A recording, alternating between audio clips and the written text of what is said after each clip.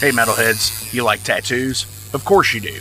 If you're in the Louisville, Kentucky area, come on over the bridge to Clarksville, Indiana, and get you some ink done at Ageless Art. If ink isn't your thing, they have a piercing studio as well. Visit agelessartclarksville.com to see some frequently asked questions, meet the staff. The shop is open Monday through Thursday, 12 to 8 p.m., Saturdays, 12 to 10 p.m., and Sundays, 12 to 6 p.m., all appointment-only spots. You can set up your appointments by phone at 812-283-1793 or email agelessarttattooandpiercing@gmail.com, and someone will get you set up for your first or your next tattoo or piercing.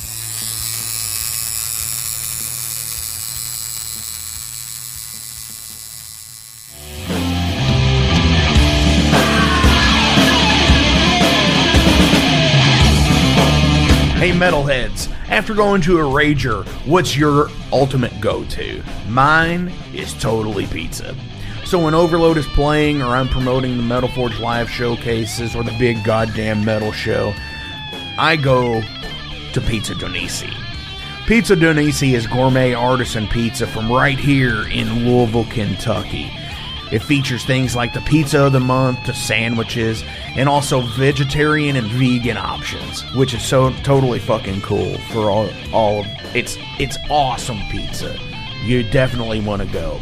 Hey, and also from time to time they do cannolis. Oh, so fucking good. You know what they said, man? Leave the gun, take the cannoli. Yeah, just like that in Godfather. They're located right next to the Mag Bar at 1396 South 2nd Street. So either stop in or call in at 502-213-0488. They're open till midnight. The witching hour. Heineken? Fuck that shit! Pabst Blue Ribbon!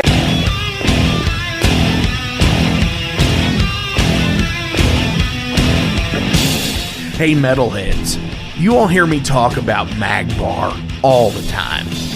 It is the home to the Metal Forge live showcases and is an integral stop in the Ultimate Underground Metal Tour schedule. They obviously feature live music, but the Mag Bar also has daily specials like Pint and Slice Night on Tuesdays with Pizza DoNisi. But they also do Bring Your Own Vinyl on Thursdays with DJ Kent Jackson, and Finer Things Sundays. Located right next to Pizza DoNisi at 1398 South 2nd Street, open 3 p.m. to 4 a.m. 7 days a week. Get your asses out to the Mag Bar. Rock out.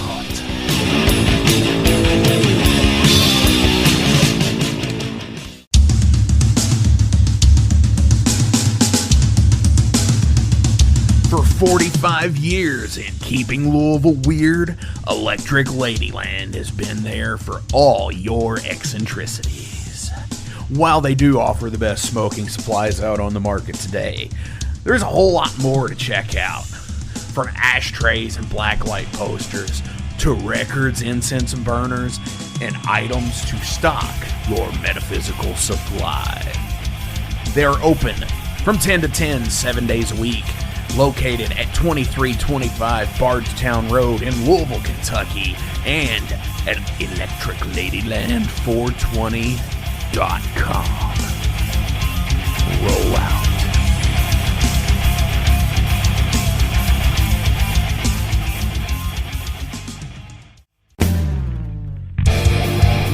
The year was 1979, and all the world was caught up in disco and Star Wars. But in Louisville, something was happening. A young entrepreneur named Ben had a vision to be the best record store in all of the city. Fast forward to 2023, and Better Days Records is still going strong. Still, after all these years, owned by the same guy. We have had some trips and falls along the way, but so does life, and Better Days is here to stay. With two awesome locations at 921 Barrett Avenue and at 2600 West Broadway, better days are surely in your future.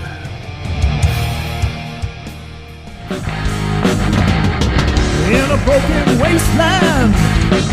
Come to my fire and place your blood and steel upon my pyre. Oh, this is the metal forge. This is the metal forge. This is the metal forge. This is the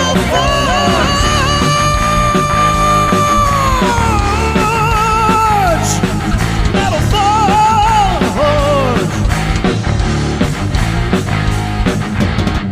My furnace starts to glow with crimson coals. My hammer beating out. What's going on, metalheads? Thank you all for tuning in to this week's episode of the Metal Forge. My name is Mark Jackson, and I am your host. This week we have the Night 1 sub-headliners of the big goddamn metal show. Eulogy in Blood, Chris Justice and Scott Martin are here in the Metal Forge. But, you know, before we get into talking with them, because they're actually here today, we're going to talk about some other stuff first, you know, because we've known each other a very long time. And it's so fucking rad to have your friends here in the, you know, in the studio when you're able to do your thing, you know, where you're at home the most and you're just fucking hanging out, and they come over and then they just kind of like take over the fucking show like this, like you saw the pictures.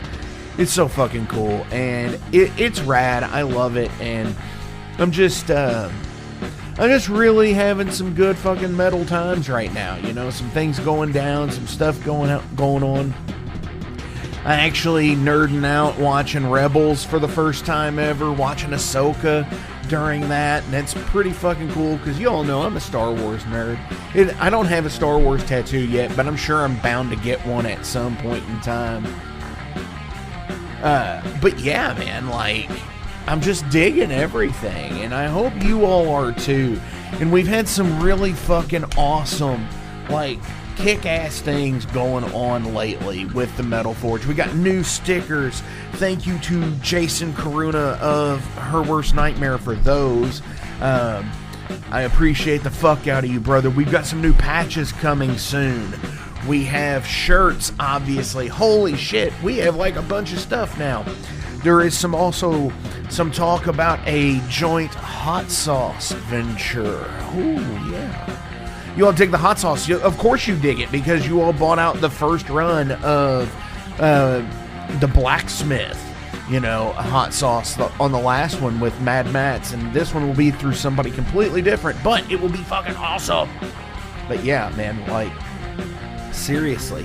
So, what are you all most looking forward to in September? Like, for me, we have what's called the 8 days of music here now. And it's 2 Danny Wimmer production fucking concerts, festivals, slapped. 2 weekends back to back. And I hate to even mention them by name because they get so much fucking free press from everybody. I went one year and I really, really felt like fucking trash the next day. And it was just so many fucking people. Which, hey, if that's your thing, that's cool. And I know festival season is ramping down for the year.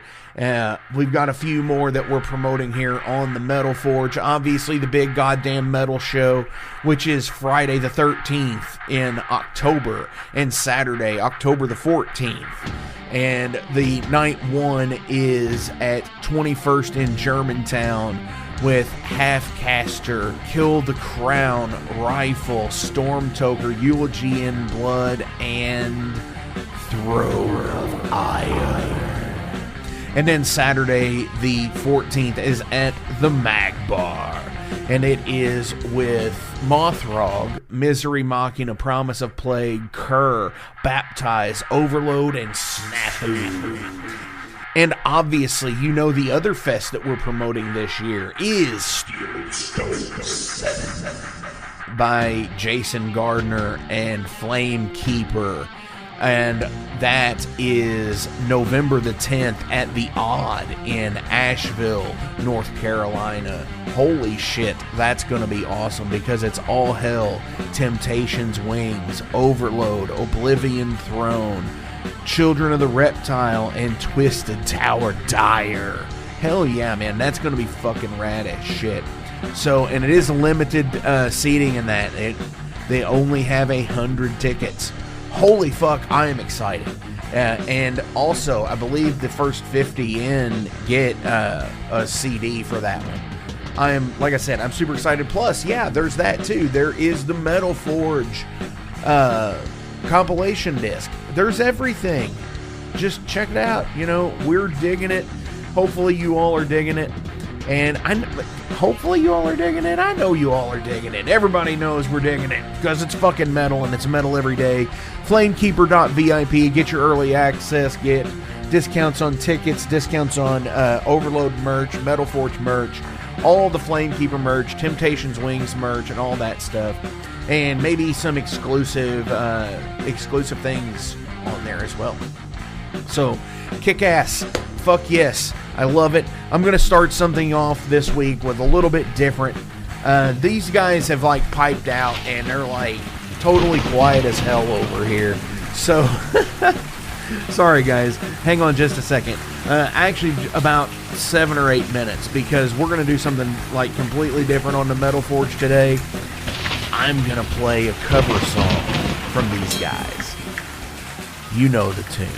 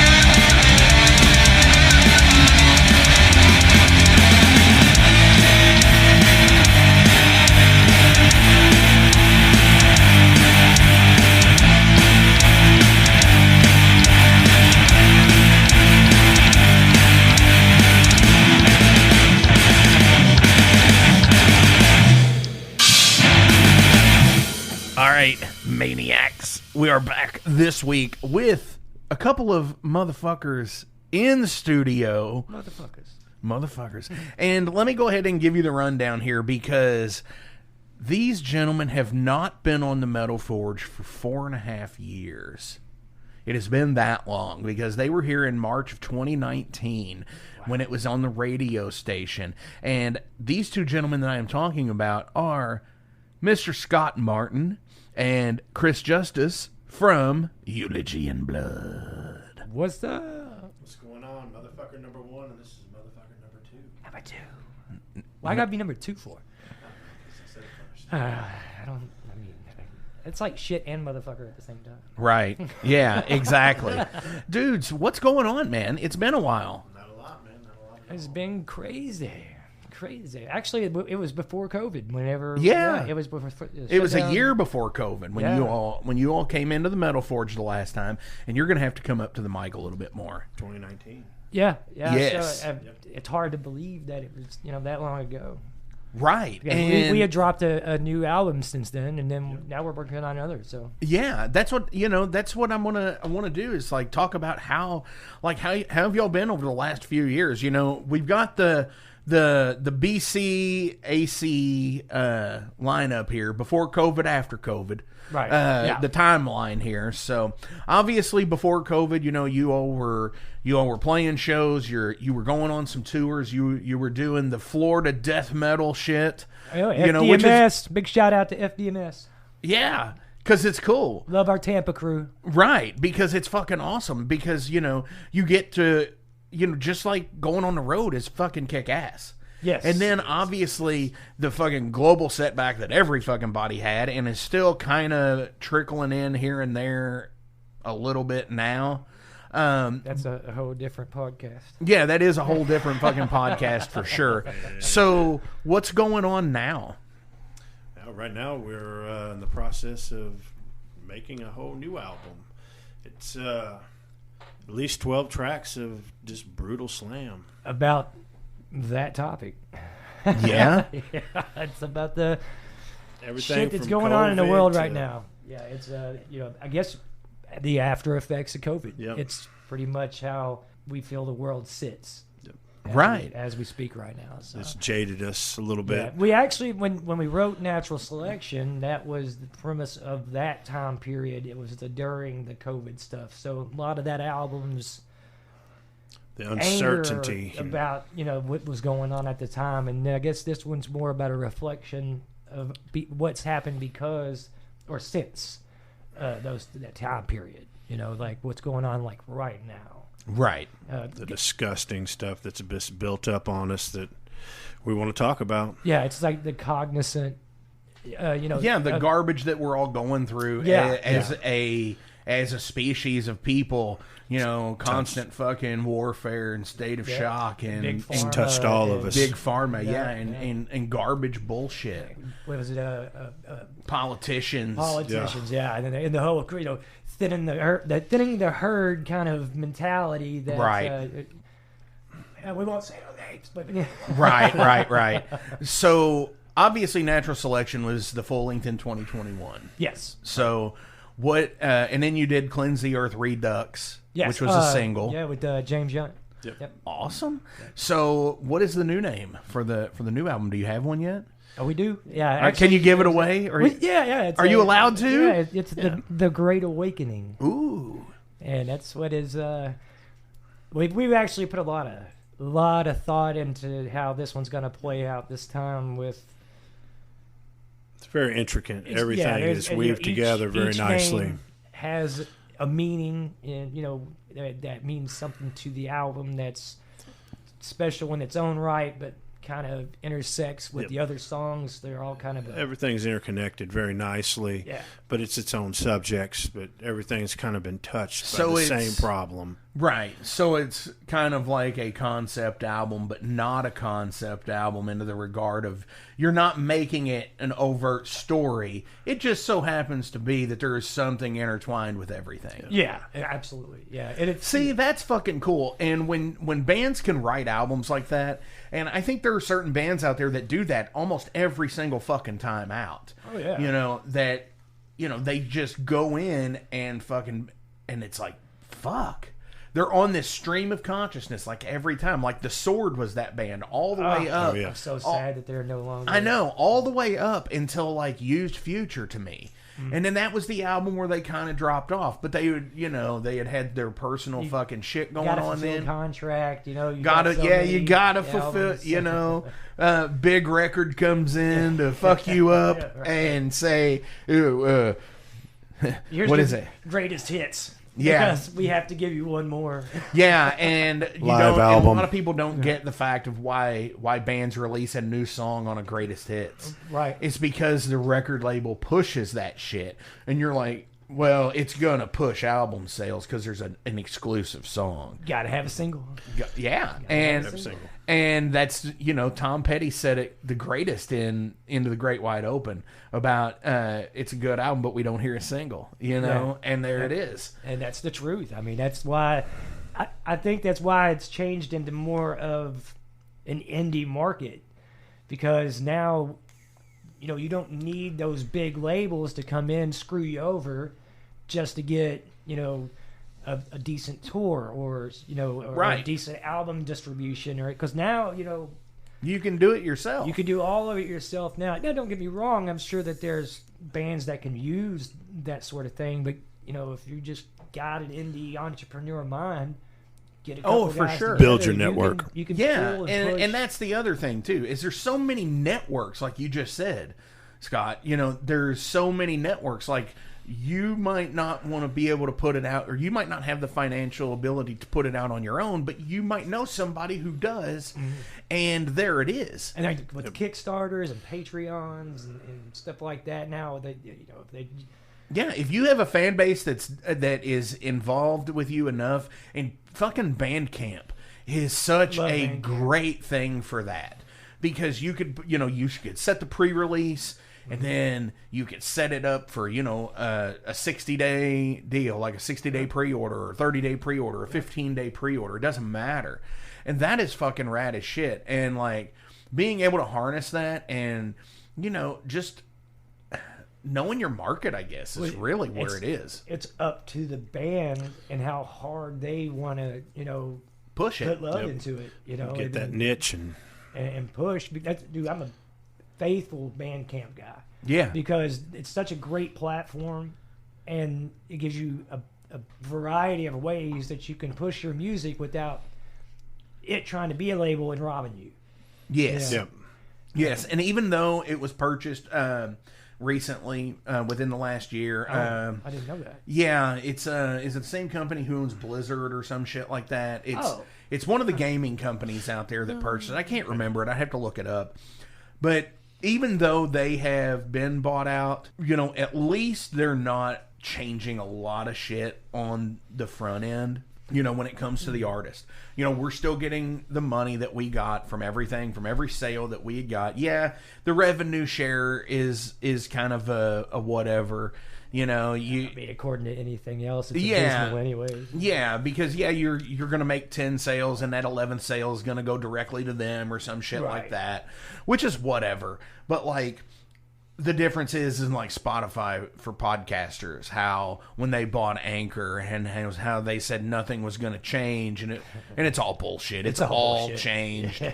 It's like, I kind of wish I had another home because I would totally pack up shop and move the Metal Forge off of Spotify for fucking podcasters, but they do offer some pretty cool shit. So, If you go to your Spotify for artists, man, they've got some cool. yeah, they do too. And while I kind of call bullshit on some of the fucking bands that they feature on the end of year thing, it's like, oh, so and so band that I'm not allowed to mention, Right. that is like 884 million hours of music stream. gotta- And it's like, god damn. I mean, dude. there's still those big labels out there, and those big labels are sitting down with the cats at Spotify. Oh yeah, and they're Apple. making fucking making bank, Yeah, dude. it's like, hey, That's just like the fucking Beatles not being on fucking Apple for so fucking long. You know, how to not fucking be. Here's the thing. You fucking made your fucking business on the fucking Apple with Apple Records and shit back in the fucking 60s. But- how can you not be on the fucking company streaming platform? Because they might not even own their own songs. And they didn't for the longest time. And that was the thing. Didn't because- Michael have their catalog? Yes. Yeah, Michael had their Michael outbid Paul Yep. to get the Beatles catalog. The kind of money you'd have to outbid Question. Paul Beatle. McCartney. A Beatle. Yeah, was that before or after their the song that they That did was together? after. It was. That after. was when he met. They had talked about that during the recording process. Was the legend of is they talked about. He's like, oh yeah, you know, buy masters. That's where the money is in the business, man. Publisher. That might be Yeah. a good idea. Yeah, exactly. That's a pretty good idea, Mr. Paul. I'll take that to heart, Mr. McCartney. Mr. Paul. Mr. Paul. Because, you know, and the fucked up thing about it is like when the Beatles catalog did go up for sale, he's fucking McCartney's like $100 million, and Michael's like 101. It wasn't like that, But still, it's like 50 cents. yeah. 50 cents more. I gave you my whole fortune. You think about the conversation after. he Oh lost yeah, the bid, and you know. then to fucking sit there and then think of this. But I mean, Paul's still gonna make the money Well, yeah. because he's still got a writer credit. He just doesn't have the publisher credit. Right. You know, but like now, I mean, he doesn't even own it now because he sold it to fucking Apple. Right. Because everybody's For selling like the publishing $300 million or That something. seems to be something that's pretty well going on now. Is that bands selling their catalogs out? Yeah. It's the last Yeah. thing they But got there's to no make money big in money. sales anymore for like Physical. physical Yeah. CDs. Yeah, so Or so they're just vinyls basically of it. selling the digital right, Yeah, and, yeah. and the whole thing about it is yeah, they're selling the right to their music, but after they're all fucking dead and gone, anyways, it's only fucking 75 years. Right. Yeah. It's gone after that anyways. I mean, the family they can pass it down. Barely It's only generational. Yeah. They have to want it too. Well, Like yeah, Bob and- Rock. You know, Bob Rock getting rid of all his. They're selling out now because why wait till when Oh, you mean Dylan, Bob Dylan? no Bob Rock sold all his That's why we're talking about publishing now. Yeah, but the whole thing about it is I mean, yeah, it's a warranted business, but that's what the fucking problem is there's no legislation on streaming. That is what the fucking problem There is. isn't, yeah. There is legislation on physical spins and physical media and fucking on a radio station, but there is not on podcasting, on YouTube, on anything digital. That's why WWE got away with fucking everybody on their fucking past roster of not having to pay royalties to their fucking likeness for their anything digital because they've done away with almost all of their fucking DVD sales now. Yeah, because it's straight to streaming. Yeah, because it's straight to streaming for one. Nobody knows how to charge for streaming. Yeah. As far as the artist goes. Yes, exactly. And so that $9.99 or whatever they were making off of their streaming app, Right. that was just all fucking technically found money because they already had the catalog and it was already edited. So all they had to do was just pump it out there. Yeah. And then whatever the overhead cost for the fucking servers is. And that's minuscule compared to what they're. Yeah, it's probably a couple making $1 off million of a it. year, and they were probably dragging in about $20 million a year on it. Absolutely. Yeah. So yeah, I mean, I totally get when bands want to do that, but again, that hurts bands like yours and mine, and that's what Jason and I from the Heavy Metal Wasteland and the Alehorn were talking about. Where he's the partner in the Flamekeeper podcast network is who he is. He's in a band called Temptations Wings from Asheville, North Carolina, and we regularly converse here on my show and on his. So we were talking about those 60 and 70-year-olds that are still out there on world tours today, taking out bands that are fucking rehashed 90s bands or whatever. They don't even have a support act because they don't have to pay anything to them, or they don't have to split the money with anybody. Right. A night with your favorite band. Yes. And the thing about it is like, that's where I make my stand of why I don't mention those bands on the show, is because they take away from your band and my band and fucking Jason's band and Haunt and Night Demon and those bands, in my opinion. Right. Because those bands could be totally playing fucking, and your band could be totally playing fucking 500 to 1,000 seat fucking halls and could be fucking selling it out with the right fucking push. Oh, well, that's the old mentality too that they forgot about. Mm-hmm. You know, back in the day, it was, you know, they had the networks, you know, and it'd be like your scratch buddy, your back and I'll buddy. scratch your Yeah, yours. you know, you played shows together because you were like-minded individuals and shit, Right. and you could all get... You were friends, and you know, Yeah. if it's the same pool, and you could share your fan bases and Build each grow other up. Your fan bases, that's a lost art. And it is a lost art now. Now it's And- just nations. Everybody's got their own nation, and they're not worried about and what other really person's. sucks is, like, I can only speak from here, and I don't know about anybody else's scene, but it fucking feels like that sometimes here. Yeah. Like, you know, there feels like there is this group of people and this group of people and this group Every of people. scene has its and clique. and that's Clique. cool. Yeah. Clicked up. But I think it's guys like you and guys like me who transcend, like, the thrash and the death and the fucking and the speed and the fucking stoner doom. Melting pot. Yeah, and we're the influences. fucking, you know, we're the ones that are too fucking metal for the punk crowd and too punk for the metal crowd. Exactly. You know, Yeah. and you guys are fucking heavy as shit, but I think that's how it is.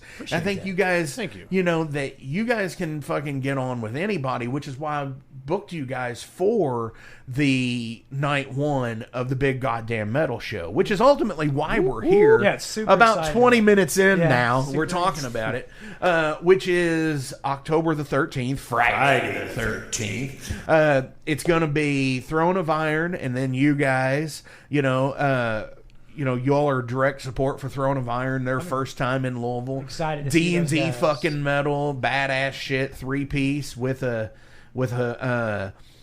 bass player that plays remotely.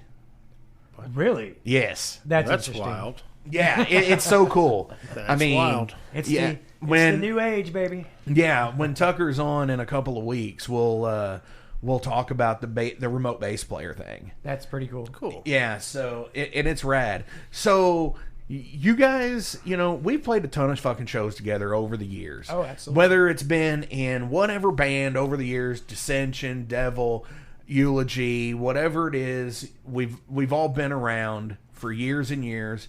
So like Too many years. too many years? No, not at all. We're in our fucking prime, 20 man. years? Right now. Oh, It's been fuck. like 20 years? Oh, at least. I've known you, At least 20 years. At least 20 years, because we were talking about the places like The Spot in Salem.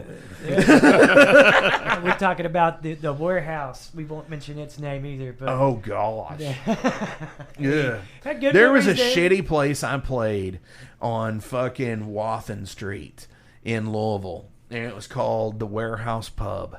Oh, I remember the warehouse. No, that was what was that? I can't remember the pro owner's name. And it's but- right off of fucking like 7th and fucking like it's complete Algonquin. industrial, like And it's It's like like in a between- storage shed. yeah. it This was- bar was in like a storage shed. It was like the office in a storage shed. And it was the it's- craziest fucking place. There was bullet holes in the fucking walls smelled and in like the mold ceiling. and Smelled old like- beer, Yep. like stale beer. All Old the and beer stale was beer. all the fucking beer that was on tap was stale. Yeah, they had nice. the what was that push game? They had the long indoor Shuffleboard. Shuffleboard. Yeah. it was the stand-up shuffleboard Yes. game that they had. That's the only place I've ever seen any bar have. Oh no, man! You need to go up the street here to Huey Burr's. They got one too. Yes. Oh, did we get drunk Yeah. and go play this? And Hey, Huey Burr's used to be fucking badass because they used to have an electric drum kit that came down from the ceiling, and the drum Nice. and the band would play through the PA through Line 6 pods, oh my god, and they would play on the shuffleboard table that's cool. because it's like a shotgun style bar. Oh, okay. So it's like real fucking narrow, and yeah, Carl's Tavern. Carl's yeah, right. the jungle. Oh, fuck yes. Dude, I was Illuminati. down there about a month ago in Marengo. Is it still there? The building is still there, but it is really fucking dilapidated. There's like nothing on that street anymore. Oh, wow. No. Were the tornadoes tore through there a couple times? Yeah, but no, I don't even think it's that. I think it's just that the buildings are just so old. There was a coffee shop in there at one time. So I do know, and that was after the jungle. And I mean, it was beat up when the jungle was in there. yeah, I mean, both times when it was the Illuminati and the jungle, and when the jungle was in the movie theater across the street. Now that was cool. That was a cool venue, though. That was wild because the first time I ever got a wireless unit is I played it there that night. And I think you guys were there. It was the signal not bouncing off. I remember. We were Yeah. there. We were there. Yeah. And I went because it was an old movie theater. You don't think about these things when you're fucking 19 years old, okay? Right. So it was just cool. as soon as I walked out of the theater doors into the fucking into like where the lobby is, lobby area, I couldn't fucking hear a thing because the sound cancellation from the theater, because it had great done. Yeah, door shuts and you don't hear nothing. Yeah. I mean, I was like, oh fuck, I can't hear a fucking thing. So I ran up the stairs to where the old projection booth used to be. Oh, and to listen down. Yeah, and I popped in the room, and there's the circle of everybody fucking smoking, and they all fucking just turn and look at the door, and I'm like, I'm just playing my set, dudes. And they were like, yeah, what the fuck ever. Well, yeah, exactly. It's cool. And dude, that was fucking, oh my God, that was in like 2001. Yeah. That's that. And we started talking about it 20 years ago. You know, it's the Bulldog days. And Oh, God, yeah. Pandemonium and Pandemonium, I saw Victim there the first time with Sailor. see, I'd seen was it Sin with Harper? Yeah. That's back. I think he even like ran Pandemonium for a while. Right. Booked out of there, but whatever. I think so. But yeah, man. So like that's a bit of the fucking nostalgia fucking from the scene from way back when here, you know. And it's cool to have, you know, warriors, you know, scene warriors like you guys here, because I think it's cool for the people out of Louisville that get to listen to the show to talk about like this whole fucking thing of what we had, you know. And whether it be fucking bars like Pandemonium or fucking it's what, Book and Music Exchange now or some shit. Yeah, is what that is. so. Uncle Pleasance. Yeah, Uncle Pleasance, which became the New Vintage, and then they were supposed to open back Uncle P's. Wasn't it originally the Crunch Zone? Yes, The Crunch Zone, and then they cleaned it, and then they turned it into Uncle P's. Uncle P's. And Yeah. And I remember playing in there when it felt super tiny. I don't know, like where they used to have like that big fucking like Bud Light sign that sit over to the side. And Yeah. like Yeah, and like there was the one sign that looked like the fucking Kiss lettering on it. Like it was the twinkle lights, and it was the block lettering that looked like the fucking Kiss lettering, and that was like was on the back of the fucking stage. Yeah. And I was like, what the absolute fuck? Yeah, And we played there on like a fucking Sunday night at like 7:00. Oh yeah, there was no parking. Like you had to park in front of the building, and it was like yeah, down the and I can't sides. even remember who we even played with at the time, because that was even before Overload. Yeah, we had a band before this one back. We played 3 Inches of Blood there. Mm-hmm. We played with actually a couple good sized bands. I mean, the video was great. Cause Yeah, they after they changed it, it parking. became really well. Yeah, and there's just no fucking parking. And Because- Keswick was right down the road, so it was kind of like yes, battling for supremacy. And It was now an Art An Sanctuary's old band near that I was there, actually in. and 21st and is 21st is right there. So which dude, that bar looks great now. yeah, oh, it absolutely They- does. They did a good job, moving. I things still like around. the other.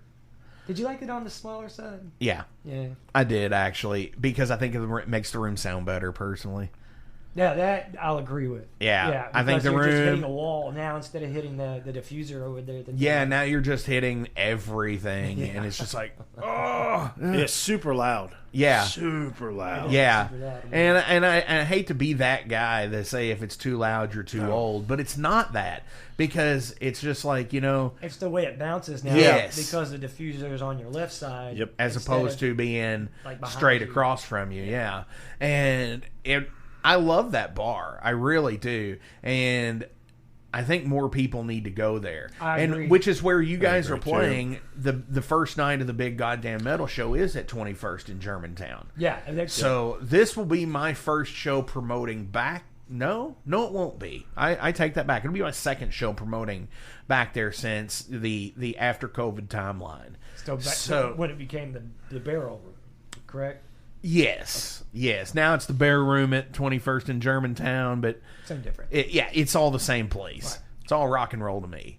Right. You know, Right. and I dig that because, like I said, it is an alternate venue, and to put bands like you guys in there, and Throne of Iron, and Rifle, and Stormtoker, and Halfcaster, and Kill the Crown, dude, that's a fucking pretty solid night. And Oh, yeah. like that's and we love the Toker Boys, man. We just had a show with them not too Day one. couple weeks well, ago. and that's everything, because Day you know one you've band. got Well, I've like known Jeff in Halfcaster for oh yeah for ever. years.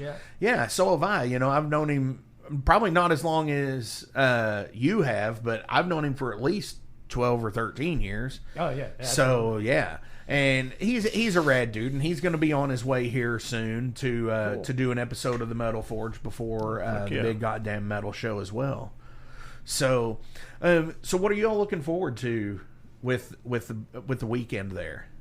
I mean, this will Corpse more than Paint. likely be our last show for the year. Yeah. Oh, fun! Unless something we're gonna put magical all pops kinds of, up, you know, but our- it looks like this is it. Yeah. Yeah, 'cause Right we're- on. We got to gotta focus finish on up the the album.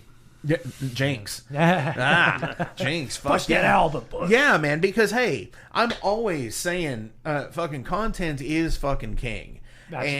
And, you know, Absolutely. doing what you can to leave it better than what you found it, I think is the biggest thing, too. And content, I think, is that. And, yeah, we were talking beforehand about stuff that, you know, you had listened to from old, where you had mapped it out, and this was pre-recording here. Right. So I'm kind of going to hint on that, but you had said, but like when you listen back to it, when you put the tempo map on it, you were like appalled by it.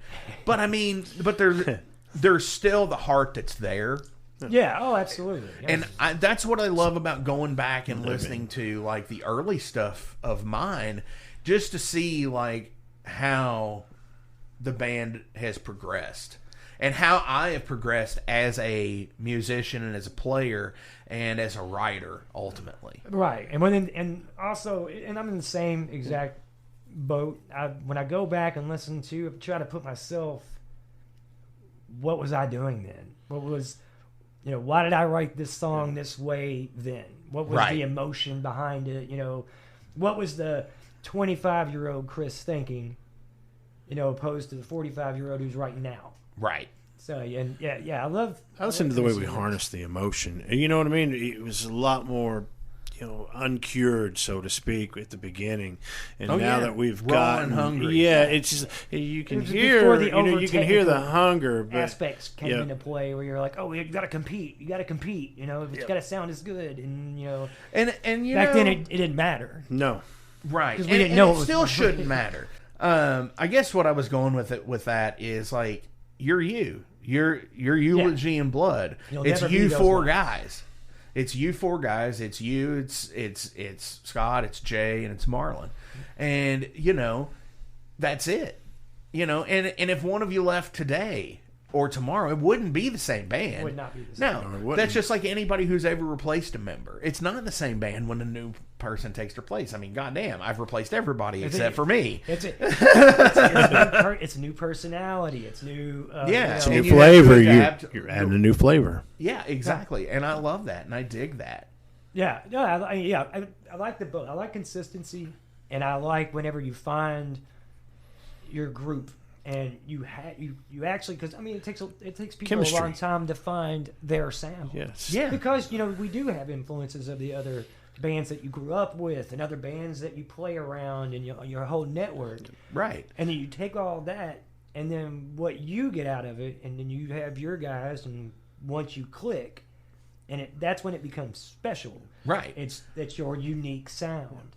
We like enough of the same stuff, but we also individually have our different flavors. But it really comes together in this band. It's like I can imagine you, Scott, because of I know where you live, like getting some like fucking Hank Jr. going. Yeah, I'm just not a huge country fan. Really? Really? Yeah. I mean, only some. You being in the country, right? And My wife always jokes about that because I met her in Michigan. They were like, "Oh, he's a hillbilly," and she thought she was getting like this country like guy cowboy hat dude. She's like, I thought I was getting in. She's like, and you turn out to be the completely other type she's like a metal and just into wilderness survival stuff, and it's weird. There's some country I do like, but I like hunting and fishing and all that. If it's before 1979, that's the country. Yeah. Yes. Yeah. Okay. Cool. Yeah. So I dig that. Yeah, like Willie and Waylon and shit like that. Yeah, I dig that. Don't get me wrong, Jerry Reed. And the yeah. I mean, the guy's a master. Amos Moses. Yeah, absolutely, dude. So, outdoor survival stuff. Like, do you dig do you go in like make like the grass huts and shit like that? No. Like where you like build the fucking shelters in the woods? I can and have absolutely. That's actually what we did this past weekend there on the Knobstone Trail. No kidding. Yeah, we do it. Like we have a spot, and I started going up there probably about 10 years ago now, and found a spot, and that's I'll bring a tent for my wife because she does not participate in my nonsense.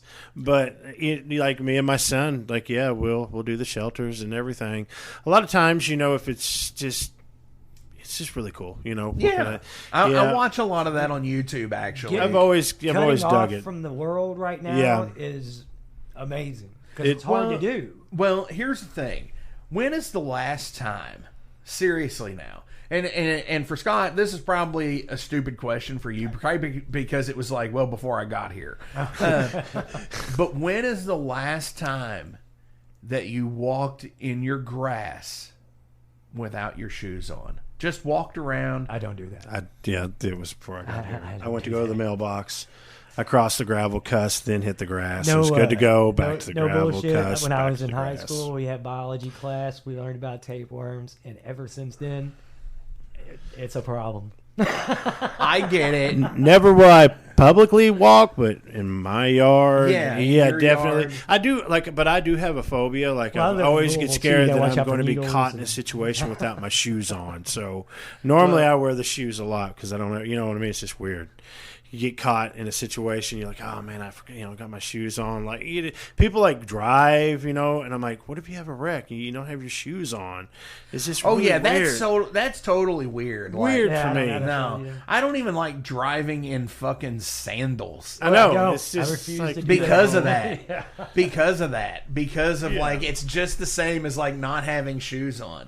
And that's just like for the people who go commando all the time. Like my mom told me, it's like I think a lot of our moms told us what happens if you're in an accident and they had to cut your clothes off and you ain't got no underwear on. So I've got a funny story. Motherfucker, they're gonna cut those off too. I've got a funny story for you. Let's just go into that ahead. now. So I'm a commando man. I'm a commando guy. And this was the Cobra Commando. Yeah, this is the middle of January. I'm sitting there at work and my back starts hurting, and I'm like, Jesus Christ, I know what's getting ready to happen. It's a fucking kidney stone. And of course it hit me, like a roaring kidney stone. And that's the first thing I thought is like, I'm not wearing any underwear and I've got to go to the hospital. So I take and, tell the boss, hey man, I got to go. The kidney is just absolutely dealing me a lot of damage. He's like, dude, you're sweating. You look horrible. And I'm like, I know. By that time, I could hardly even stand up. I get to the truck, and I'm like, I got to go to Walmart. And I actually went to Walmart And bought a pair of boxers, went to the bathroom, literally almost passed out in the stall just so I'd have them on when I get there. And they didn't even need it. They didn't even. They were like, "Hey, no, you're good. We don't need you to take off anything. Just drop them just a little bit, and we've got the towel." So completely didn't need to have it, but it was my first thing. I was like, I'm gonna have to wear that gown, and my ass is gonna be hanging out. And it's not the sight. I don't want to curse anybody. I don't want to die like no. So I went and got yeah. It happens, Mr. man. Martin. It's a kidney stone. You're gonna be fine. You'll be Speaking of which, I tell you what, that kidney stone, it stayed with me for 3 weeks. I had it when we did the Escape the Studio. Oh my god! Yeah. Yeah, I Yes. remember that now. Because you looked rough then. Yeah. dude, he's it was a- like a freaking 4 millimeter Yeah, stone. You and have fin- it, don't you? Yeah, I do. Actually, I You named should it Violent you should Ed. put it in acrylic and wear it as a necklace. Because it is a marble. Make it like a fucking Thor's hammer. It is a marble. Yeah, Well, it was so loud. Like, I mean, it finally, when it passed, I heard it go tink tink. Like, and I was like, "What was that?" It stopped everything, and then all of a sudden, He's feeling his teeth. Like yeah, lost I was. tooth. It was just like you do the thing with your tongue. I'm like, oh, Yeah. yep, nope. I wouldn't. Wasn't Yeah, that, it's wasn't like no. My yeah. grill's there. Start Yep. checking your pockets. Looked like man. like a black meteorite. Oh Yep. my gosh. Yeah, it was horrible. Stay Pissing space rocks. Stay away from salted peanuts and all that That's how garbage metal now. he is. Hey, he played a show with it. Yeah, he did. He played the show with it, and then That's That's and he two. lived to tell the. I've actually tell that's the tale. second show. The first show was that Saul's Picnic. And Oh, yeah. I caught one directly after that. That's the only two I've had, but like they've been Because I remember after Chris was like, "Man, you're pouring a lot of sweat, dude." You're looking I'm rough. like, man. I'm feeling kind of rough, Chris. By And, 4 in the morning, and the bad thing is if it's the one that I'm thinking of, I was there. that's the one. That's the one. And it was humid as fuck Yeah. that day. Yeah. It was and so it was thick. like overcast. Especially for like September. No, that was at the end of May. May. That was the one in May. You're Yeah, right. that was the one at the end of May. Yep. And oh my gosh. Yeah, it was pretty brutal. I thought he just had a couple drinks and I was trying did. to sweat him out. Yeah, no, there was more. It was something sinister. My body turned against me. It was Ouch. it was a space demon. Yeah, it was a space demon. Yes, Space it's a demon. space Pissing demon. space rocks. Dietary change has been made. boys. That's right. It's because we don't drink as much as we used to. Right. Because who does? Right. Oh, they were Well, I starting. know people who do, but Yeah. they're gonna remain nameless. They like literally they were talking. Hey, we're gonna have to go in, and there might like could be a catheter or afterwards, and a string we attach to it. And I was like, no. What are they gonna fucking yank it off a doorknob or something? This is like yes, Fuck. yes. This gonna is pull it the out visual. Like pretty much what they said was they were gonna go in there and do a vibration, and it would break it up. Like a but there would sonic be like cleaner. a string, and you'd have to pull it out yourself. And I'm like, I want no part of that. You just look at him and No say, part of this. I was like, I want no part. Listen, You just- no part of this. No. Yep. They were all shit, Yep. dude. They were like, well, listen, this is what's going to have to happen if you don't pass it. I'm like, well, I'm going to pass it. I might not be today or tomorrow, but y'all ain't going in there like that. Fuck that, dude. Yeah. Catch it on something. I mean, all kinds of horrible things come to Dude, mind. I'm gonna get. There is a shirt. There is a shirt out there, and I am gonna totally get it for Scott for live performance stuff. And it is Tom Hanks peeing in movies. Like it shows where like will wear he's like that. Forrest Gump and he's like peeing and he's all like his like weird smiley face. He's in The Green Mile and he's down there pissing off of his fucking knees in the driveway shit. I'm gonna fucking get that shirt for you I because will wear it. huh? I will wear it every time. Hell yes. I will wear that. Yes. wear it. We'll fucking sleeve it and fucking sleeve it and fucking go metal with it. This is my style. You spoke Well, it yeah, all. dude. I Look- mean, I mean, yes. look, it's I the mean- only way. I mean, all my shirts have Sleeves What? gone. Yeah, Why? All my shirts have sleeves. I don't have any. you have sleeves. tattoos. Because I have I all do. the. I You take need the to at least sleeveless. place just- But I feel naked. without my sleeves. Really? Yeah, I'm a weird guy, man. I'm like, I mean, OCD You're right. guy. I've Like, never, we never were- seen him without his sleeves. Never seen me without a shirt. Yeah, That's funny. We were talking about that. We were talking about that. Like, he could almost go like without a shirt on, because we were talking about keto, and it's like, Yeah. they were. Yeah, keto. you were doing the I was keto like, diet and shit. I don't think he'll And I ever was go like, well, without a dude, shirt fucking, on. Nope. I'm like, I've never if Chris seen is him. fucking doing keto, man, he's got to be getting fucking shredded. Yeah, And when I was young, I was a boxer. Really? So, yeah, I've had the That reminds me of a thin- good joke. Yeah. What is it? But yeah, but even then, shirts. I swim in shirts. Really? Not all the time. I swim in shirts too. That's I because I'm a mean, little... I get it, dude. I mean, everybody has Well, their thing, I'm dude. Irish, so and You melt, yeah. yeah. It's like the sun The hits. beacons It's of not blood red. It or- becomes There crimson. is no tan. It's just burn, Burn. and then back to white. Yeah. That's what Yep, it is. I get it. That's how Jay is And, when you we know, were honestly, kids. Because he's He would ginger. burn. He's Like, a I've He's ginger. a known fucking, Jay since- Jay's yeah. a fucking White Walker. Yeah, he's a ginger. I've known He him is so since pale. 5th grade, and like And with his gray hair now and his white hair, I mean, White like, Walker. Yeah, he looks albino almost. And I love Jay, don't get me wrong, but fuck. I mean, Yeah, he would blister so bad. We would go to the pool, and he would be miserable. Even with the shirt, he would blister with a shirt on. It was like, And, how you is know, this maybe- even possible? Maybe that's what it is. As a kid, I just got so used to wearing shirts. Now it feels weird not to do it. Yeah. Yeah. Well, and and I know a kid that did that blistered through a shirt one year, and it was fucking awful. And he had like fucking huge blisters on his fucking, Yeah, on and- his shoulders like this, like That's- as big as a fucking saucer. It's like dude. I'd rather not. You know? Yeah. You know what I mean? And they were bad. Like, fuck that shit. And he went to school that way. Yeah, I would have to say I'm not. Sandpaper sheets. Yeah. You know, Oh, like yeah. that's the feeling. It's like Just walking around because It could be silk, Yeah. and they would still feel like Sandpaper. fucking because sandpaper. you know there is all the assholes out there that would just be like, Hey, buddy. "How'd that feel? How's that feel?" Yep. I'd murder somebody. No shit. Absolutely. That just fucking sucks. But, so obviously after the big goddamn metal show in October, Friday the 13th. Friday the 13th and Saturday the 14th. Yes. So in the studio for the new album, because we got to get that done, what are 2024 plans going for? Actually, we're hoping to. We don't have an exact release date yet, but it will be probably in the springtime of 2024. Okay. And then Hoping for April Fool's Day, but we're not 100 there yet. right, because I mean we're still in the writing phase, and Aiming. You're about 6 months away from that. We're aiming for that date. with marketing and stuff like that coming, hopefully by January-ish. We could start pushing out because we'd like to go. Of course, support the album, do a couple tours. Yeah, for sure. As long as we don't And- get shut back down again.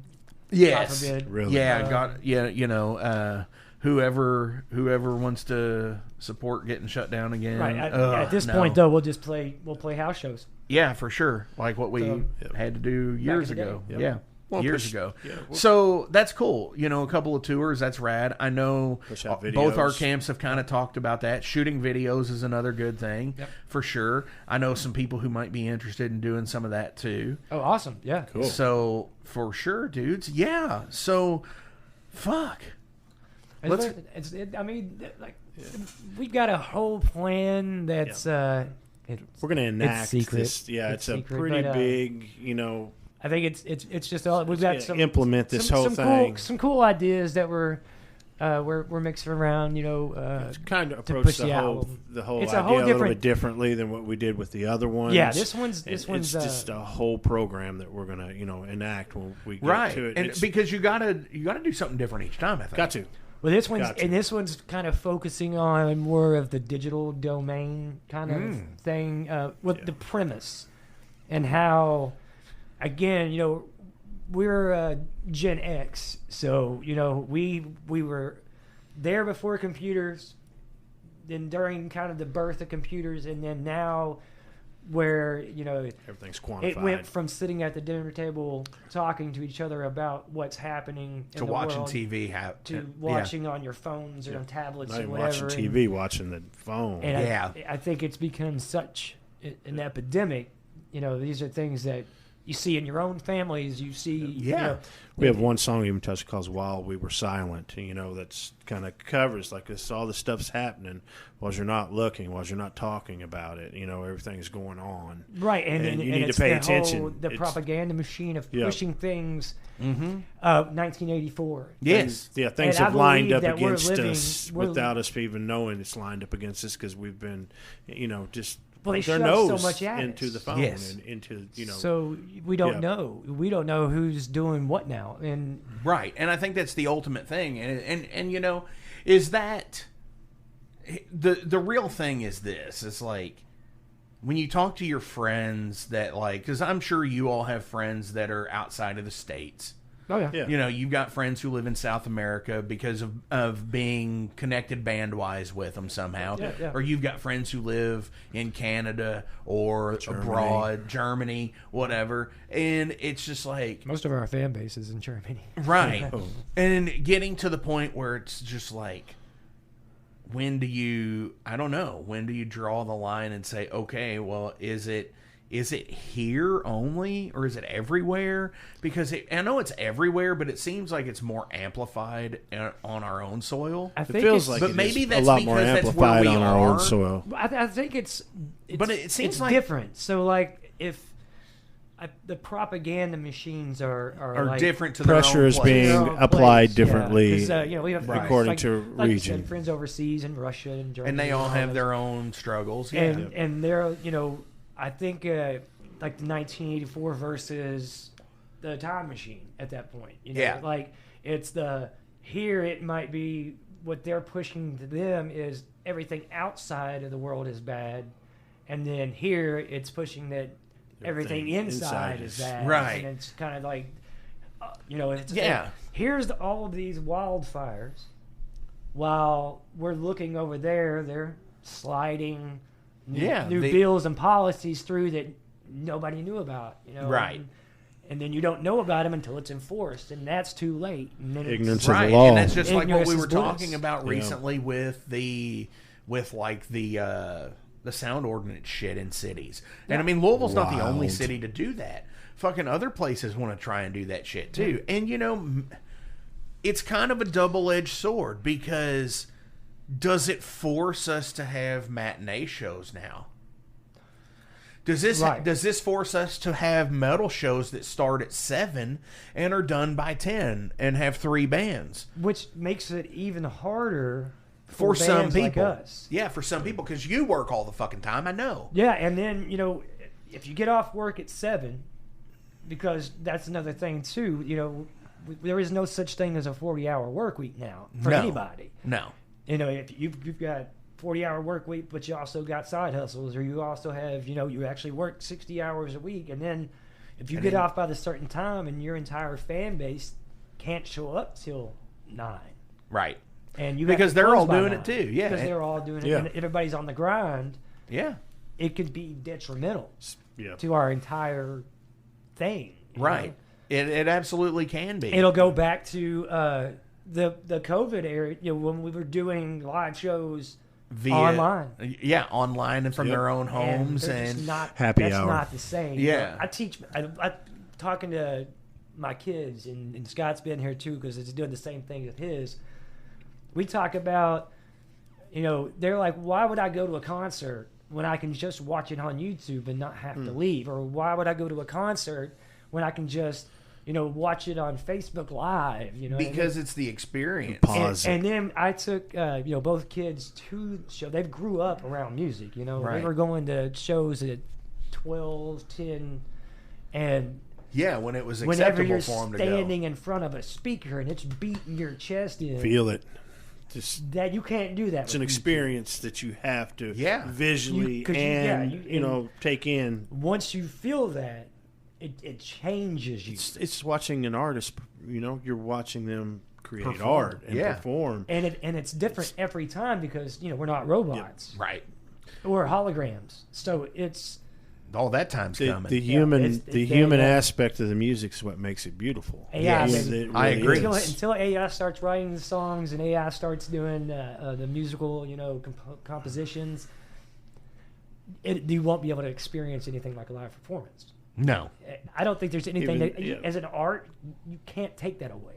No. I mean, you have to experience it to understand it. And as an artist, you need to perform too. That is, creatives, live you're performances. I agree. It's something It's that in we. you. It's something you it's just something that can't you stop yearn doing. for. Yes, and I think ultimately for all of these bands that say all of these COVID creation bands, the ones where they didn't necessarily, they could have got together online and done some stuff. It could have been a one-man thing or one-person thing, I should say, and just had done the deal where they wrote and recorded everything and dropped it, and now 2 or 3 years later they want to play it live. Right. So, but it was something that they never thought they ever wanted to do. And now it's like a lot of bands are doing that now. A lot of super groups, Yeah, came and out I at love time. that. And I absolutely love that. What was like? Max was in like 25 bands. Yeah. at one time. Right. And now, I mean, they're back out with the brothers are doing it again. So it's, Right. Oh, absolutely.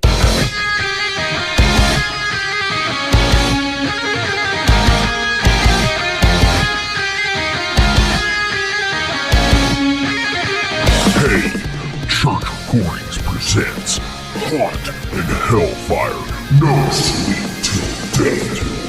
Starting Thursday, August 24th, 2023 at Reverb Lounge in Omaha, with select dates in Chicago, Detroit, Newport, Indianapolis, Brooklyn, Wallingford, Philadelphia, Washington, Atlanta, Pensacola, Lafayette, and more. Check listings on Facebook and the Haunt the Nation fan club. No sleep till death tour. But when I feel the urge to fight,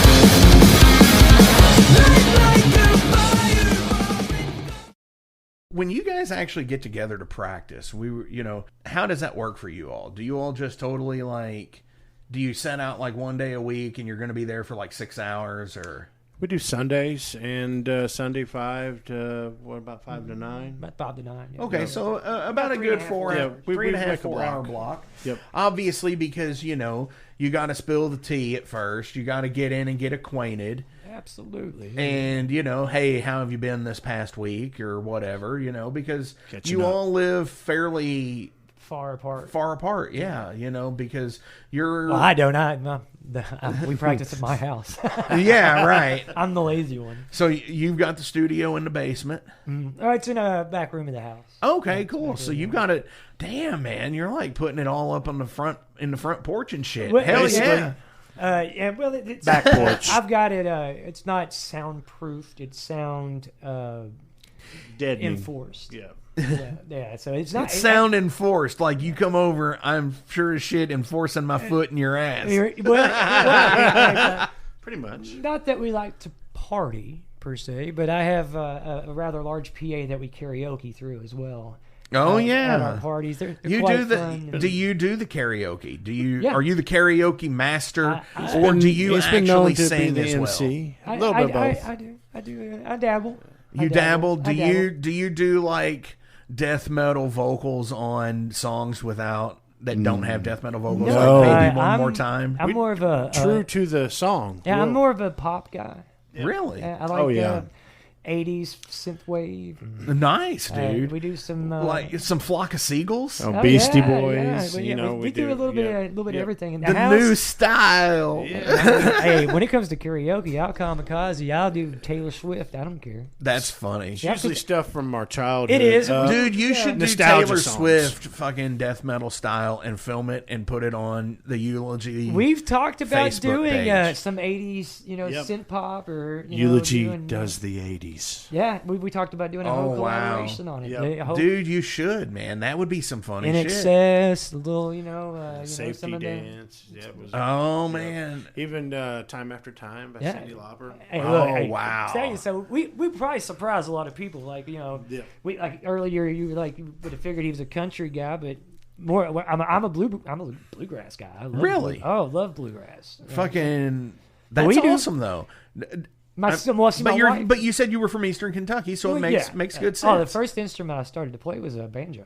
Right. I learned that first. And, I learned the meat flute first. So do you still know how to play? I didn't become very good at it. My claw hammer is not so wasn't great. good at the meat flute I can neither. finger pick. Yeah. And you know what I love about it, honestly, is getting into the style of playing and knowing that, like, you know, you could go with claw hammer, 2 or 3 finger, and whatnot, and actually hearing what people are doing. Yes. Like when you hear somebody play claw hammer. It's a difference. And it's a difference. And you can hear the difference with 2 finger and 3 finger. Mm-hmm. And it's so cool and that's the only instrument that I've ever been able to pick that out on. Yeah, and you can tell the difference between, you know, are they using finger picks? Are they using... Or just fingertips or just their nails. Yeah, for sure. It's pretty neat stuff, man. Like once you dive into the whole culture of that too, it's a whole different scene unto itself. Oh yeah. And what I really think is awesome about like metal today is, you know, there is such a multitude of multi-instrument inclusion. Like there are mandolins and banjos and acoustics and synth pop and all of that stuff that is in metal today, which I think is rad as fuck. Oh, absolutely. Yeah. You know, and you know, you were joking about the what is it, the Ganjo or whatever? Oh, yeah, the banjitar. Banjitar, yeah. And it's a 6-string banjo, or it's a 6-string guitar with a banjo body. With a banjo body, and that's a fucking rad thing. And that's like why I've always loved like the sitar and like Paint It Black. Oh, and, dude, and the experimentation back then. That's the one thing I think is a lost art now is. Not so much now, like you said, that a lot of people are incorporating. Well, with the technology now, you know, that we have at our disposal. Yes. You can play around with full orchestras. Oh, yeah. Guys like us now you don't have to pay, you know, $17,000 a day to have a partial partial symphony in your in the studio, in your show or anything like that. Yeah. And like Dimu, you know, those cats would, you know, they hire full on, you know, orchestras, and now we can do it. You can do it in your bedroom. Oh, absolutely. And think of how that also affects other industries. Like, you know, Scott, we were talking when we broke for a minute for, you know, how you watch old films, you know, old cheesy fucking crazy fucking 80s, 90s fucking B-rated, B to Z rated cinema. B to C. Oh, I mean, I've seen some real fucking doozies out there. So, like the movie Body Slam. I don't think I've seen Body Slam. Body Slam is good because it has Roddy Piper in it. I've seen Body Slam. It's And an 80s movie, or 89. It's early 90s actually. Oh, okay. And he's in a tag team and he's being managed by a guy who also manages a band. And they play music. They play rock music in the ring before the wrestling shows, and it's like this whole big thing, you know. And it's a good film. I'm gonna have to check that one out. Yeah, Body Slam. Body Slam. Yeah, it's really good. Evil Bong. Right. So, and think about how, you know, like exactly what you're saying now with how that affects independent film and shit. Oh yeah. And making music videos, because ultimately, fucking. You could go out and make a 10-minute independent film / music video shot on your iPhone. Yeah. And because believe me, some of the Metal Forge shit that I'm doing is being edited on an iPhone. Yeah. And, you know, because it's the convenient thing to do these days, and it gives everybody the technological fucking power to do it while it's right there at your hand and as quick as you can do it. Yeah, you know, I heard somebody the other day fucking equate it to fucking Dr. Malcolm in Jurassic Park about you stood on the backs of geniuses and you did this and you did this, and before you thought to know if you think that you should, you didn't ask to think if you or whatever if you should or whatever. Yeah, what the fuck ever the line is. You should have asked. He knows it. And honestly, yeah, it does kind of feel that way with the you know, it's almost with all the apps and shit. Yeah, it's almost too much. Yeah, because and then you get so many different variations of everything, and it's such a touch tone digital thing now. Well, that's what we're like earlier. We were Everything. talking about gear, and it's one of those deals where the one-man band. Now, back in the day, to be a one-man band, It took a lot more. it took a lot of effort to be that guy. Now who we could got an play app the for that. drums and then play the guitar and play the bass and then put it all together and then you had to learn how to engineer. And now you can go on, your DAW and then open up a digital bass Yeah. and play some MIDI notes and then tell it the rest of the song. It'll create it for you. It'll map it out, yeah. And then you do the same with the drums and they're literally lyrics. called easy drums. And I'm waiting for the day that in metal that happens, because I don't think it necessarily has happened much, if at all, in metal. I know with the drums, yes. Yeah, the prog metal stuff. I know with drums, yes, but when it actually comes to bass and guitar and stuff like that, I don't think it's reached that point where a lot of metal people are necessarily doing that as pop music does. No, nowhere near. they're that fringe. caliber. Yeah, nowhere near that amount, Yeah, or A today's fringe country. contingent, but Yes. for the most part, it's not We a actually popular. had a conversation. It's standing. coming, I'm sure. We had a conversation about this at practice the other day. We were talking about how the way that music is written now is in such a different climate than what we're used to as musicians. Right. Like, you'll listen to some of the interviews and stuff that on crazy different amounts of podcasts. I'm a nerd when it comes to that stuff, but you can hear like insider stuff with some of these big producers, and they're like, you may think that this is that drummer playing on that album, but it's not. Right. He showed up drunk. He couldn't play it. We gave him credit, but somebody else, a session guy, came in and did that, or we programmed the drums. A lot of the stuff now that maybe there's not the programmed guitars and bass yet, but as far as that goes, they will do. There's a program, Like session players, yeah. Yep. Well, there's also a program now, a Guitar Pro, Yes. that you can tab out, by a computer. You tap in, the notes and stuff, and write a whole song that way. And then, but you'll have to go back and, like you said, you'll have to learn how to play what you typed out. Right. Well, and now with the AI, this is one of the things that has happened with that, is where now people are starting to sample guitar tone. Yeah. Of their pressure of playing like this A chord. Axe effects, you can do it through that, or you can And what they're Kimbers. doing is they're taking the AI and writing the song. Okay, you're adding, X amount of milliseconds of delay in each of the notes. And it essentially trying to humanize it. Yeah, and it tries to humanize it. Yeah, and that's scary fucking shit. It really is.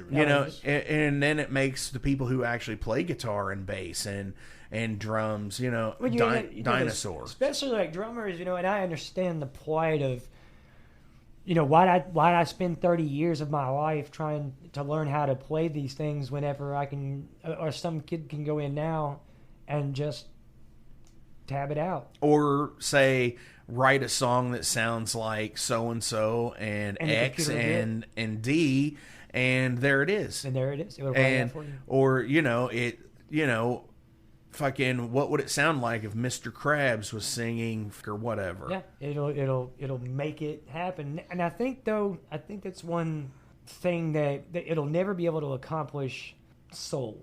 No. And I think that's where I'd say the last 10-year period, and we talked about this a lot too, is when you start to go into things like click tracks and you start to get into that conversation within the band and talk about, slapping it to the grid and doing everything, to where it's perfect.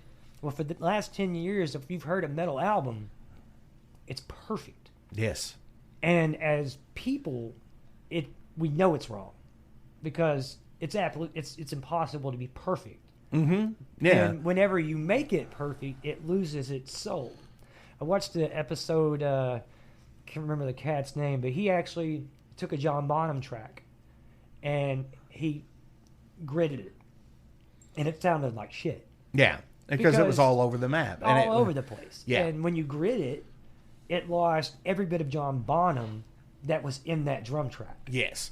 And I do believe that that's a thing. And ultimately, with what you had just said, in metal today, like especially major metal, you know, that's where bands, they release albums and they almost become forgettable. So quick. Right. And it loses its magic, I guess. Yeah, because now it's all exposed. Yeah. You know, and it's okay. It's okay to use samples. It's okay to use, you know, grids. It's okay to... It is. To track, you know, 85 guitar tracks, group it together, and then pick the best ones and comp it all. And, you know, it's so it basically the track that you end up with... That's a lot of guitar tracks to take. Yeah.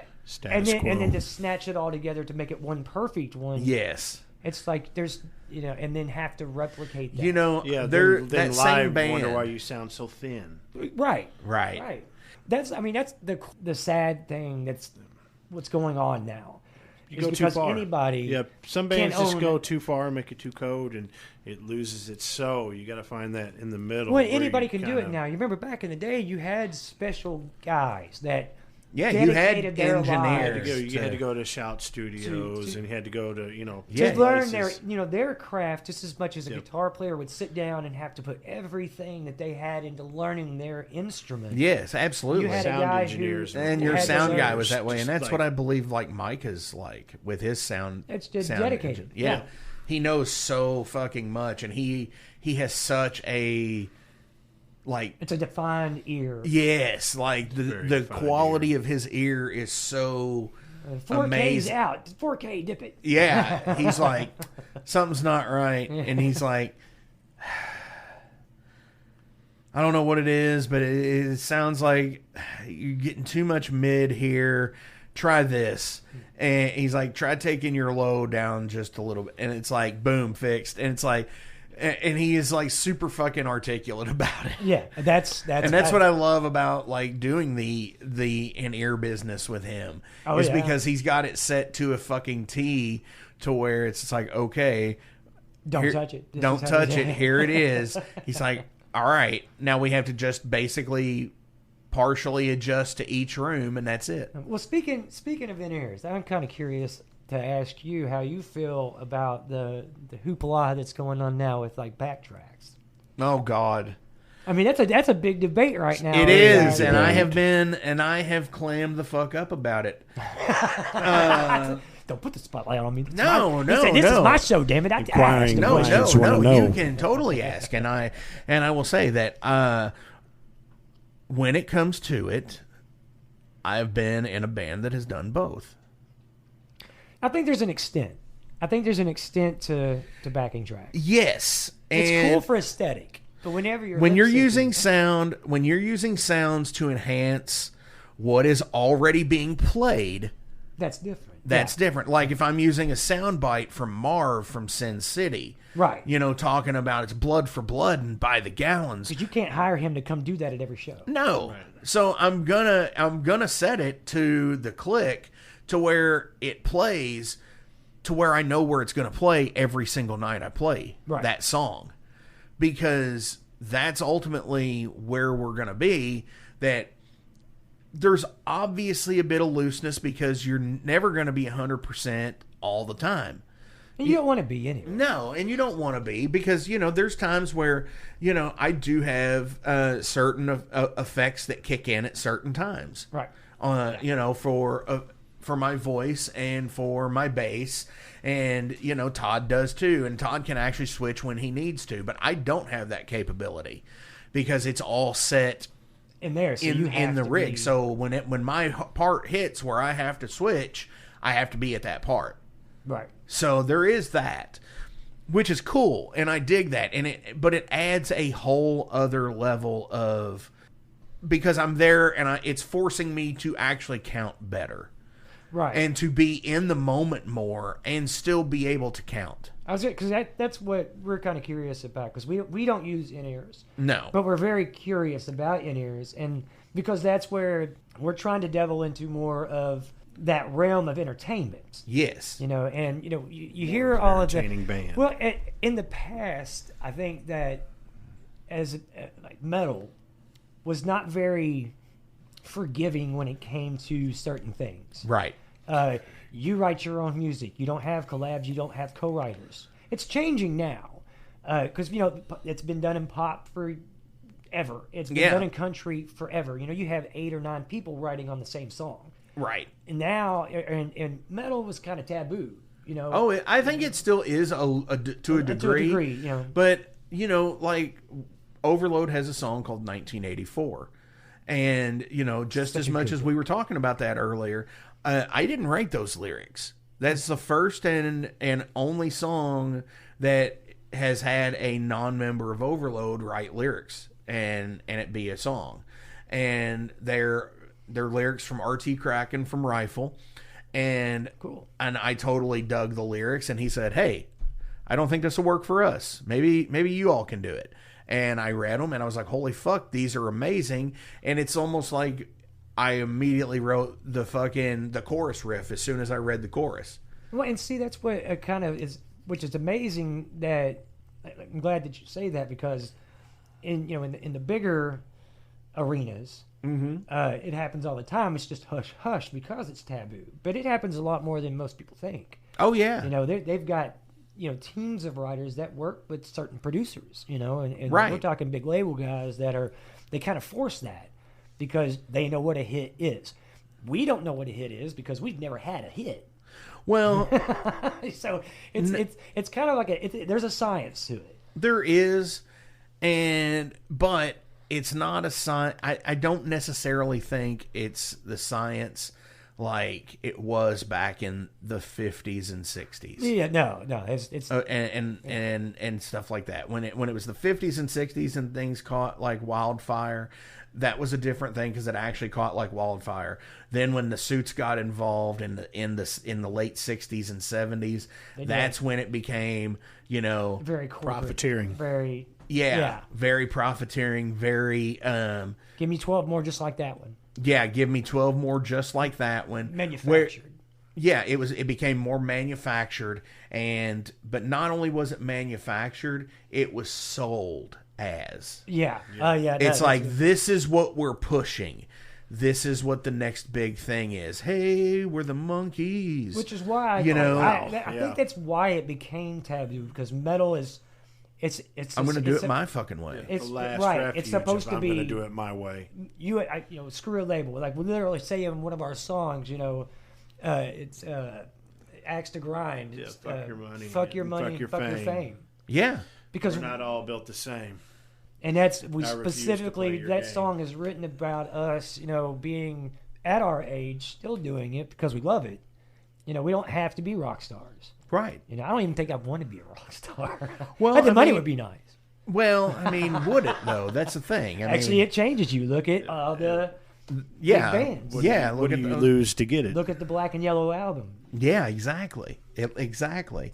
So I'm going to go ahead and we're going to switch over to the derailed segment. You all have kind of got this before. It was the general profile questions before when you were here 4.5 years ago, but these I pull from random decks of cards on my phone, so they're about anything. All right. And cool. I have been in this fuck all mood since I turned 40 a few months ago. It's fun stuff, right? It really is. It's like been the most eye-opening moments of my life. Things start falling off. It hurts to get out of bed. Oh no, dude, I'm a huge guy. It always hurts to get out of bed, man. It hurts to breathe. Yeah. You look at beer and you have a hangover.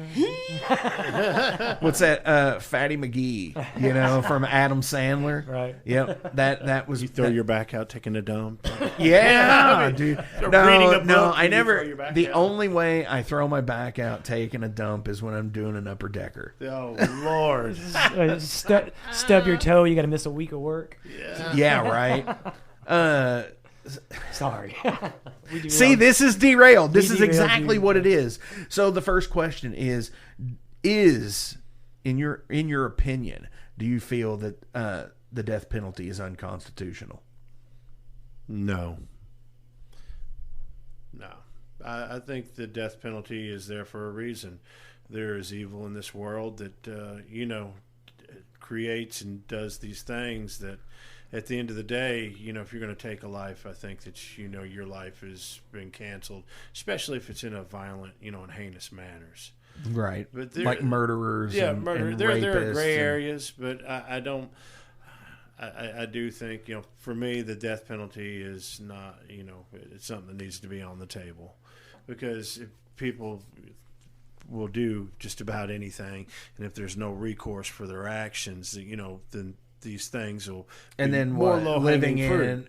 in overpopulated prisons and until they're living on the system until they're like 90 years old and shit in prison. Yeah. I mean, because there's going to be that person, I'm sure. There is. It's going to be a 90-year-old person in prison because he's ineligible for fucking parole, or she. And if you get triple life sentences, you're there. Yeah. Yep. And they have good health care, so. Yeah, right. Because it's state health. Right. Yeah. I agree. All right. Question 2. Does life always require a purpose and a goal? Yes. Definitely. Awesome. Yeah. Definitely goal-oriented. Yeah. What do you think it is for you now?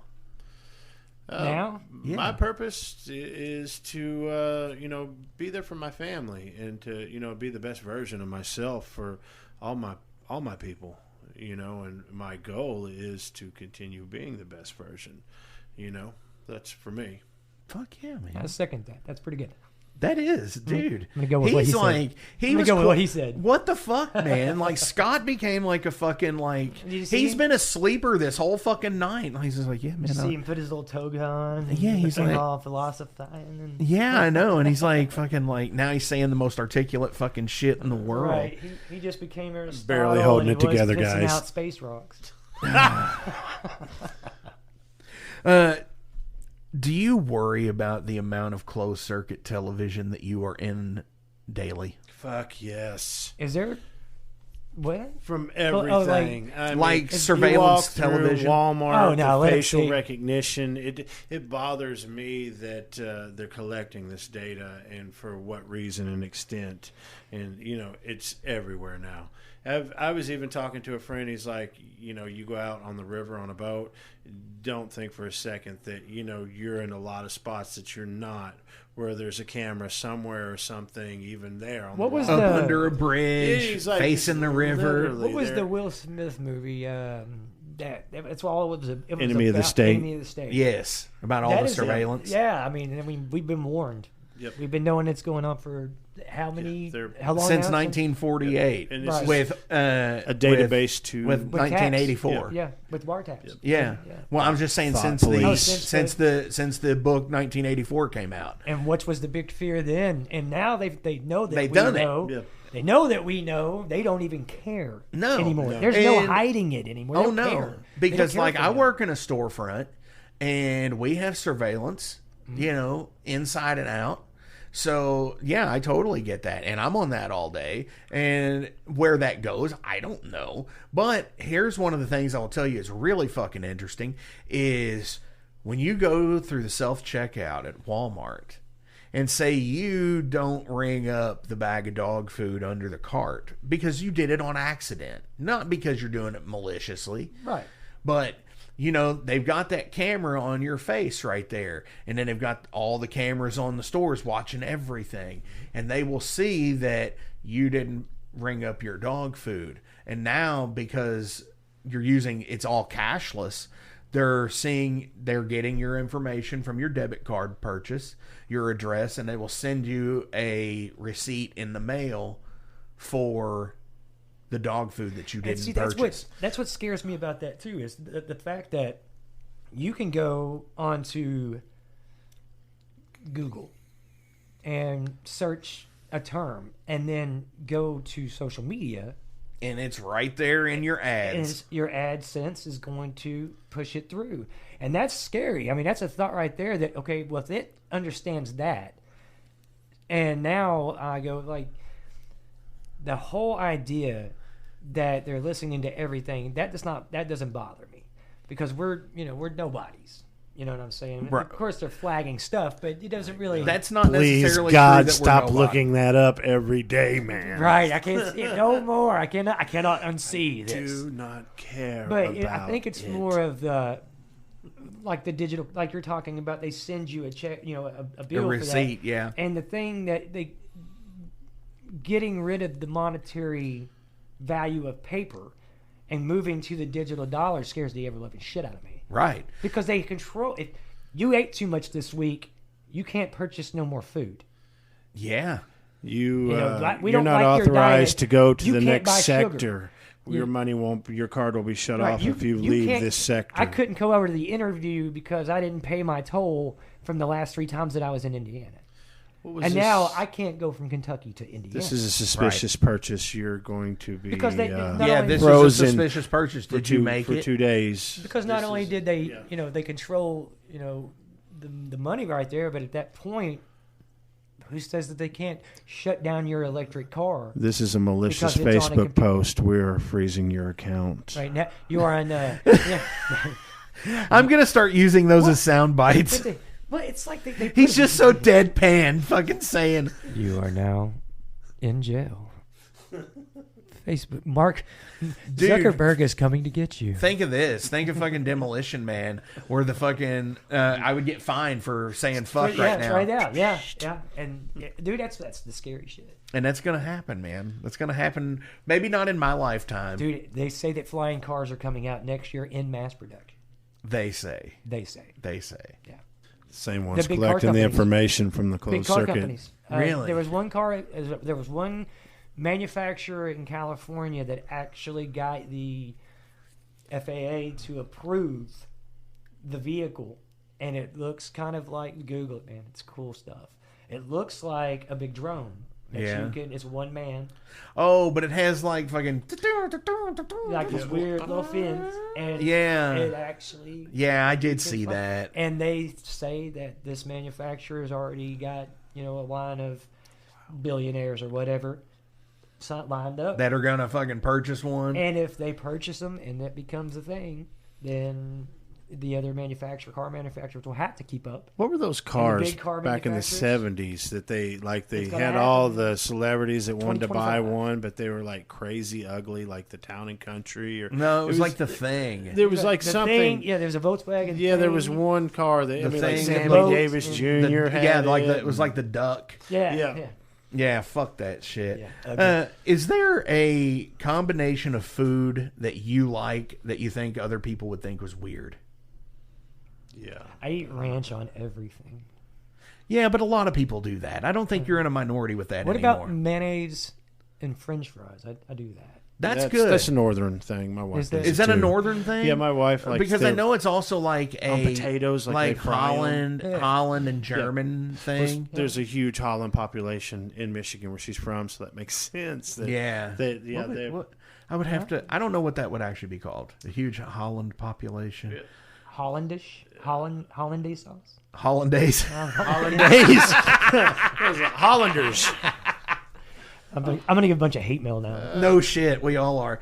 I love all the people from Holland. Okay, yeah. I mean, No I disrespect. could tell a lot of people like from the South wouldn't do the mayonnaise thing on the fries. But the They do first mayonnaise place on I their actually chicken learned though, about so it. that's weird. What's that? They do mayonnaise on the chicken though down south. That is a huge I like white mayonnaise on sauce. chicken, It's too. I a- do, too. Yeah, it's a white sauce that they do on fried chicken, and they dunk it after it's done. Pop, pop, in a white sauce. But it's not mayonnaise. like bechamel though. It's mayonnaise based. It's kind of Oh funky. wow, weird. Yeah, I it's didn't know that. And it's I You eat a lot of weird Alabama, That sounds amazing. I'm gonna have to go tour in Alabama for the rat Alabama food. white sauce. We got it when we was in Dude, that sounds like a fucking a metal song. Alabama. I got some Alabama. Kentucky white sauce. Some Alabama white sauce. I call dibs. On the Kentucky white sauce. So, what for you, Scott? What is your weird food combination? Man, I like peanut butter and chili, but that's not really that weird. You know, peanut No, butter I think for sandwich some. and Well, chili. chili is a. good. Well, no, that is weird. I will say this: my brother loves it, and I have grown to love it too. But with a caveat, but also with the chili, that's a real weird subject. No. You With don't beans. talk about noodles. No, we're beans With noodles, beans, no noodles. no No noodles. That's not. That's That's spicy spaghetti with I mean with chili Well, peppers. see, in it. my mom always put spaghetti noodles in there to make it go farther. I know why. Yeah, that actually. But makes I sense. love chili over rice also. I which honestly is have like never a- had chili. which I know is people like use a- sour cream and chili too. I That's- have done sour that. cream Yeah. chili. Yeah. But the peanut butter in chili is okay. It's pretty good. Get me now. This is the Metal Forge cookbook series. Use the honey peanut butter in your chili. Oh, that sounds good.